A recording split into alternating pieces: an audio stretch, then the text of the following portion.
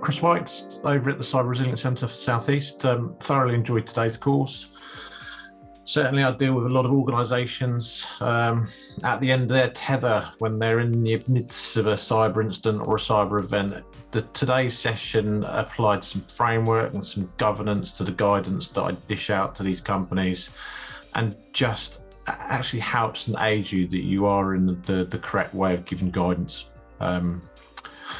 Couple of useful examples of products and processes to help those businesses as well, and to help me understand the problem they're going through, just so I can sadly feel their pain, but not send them down the wrong pathway.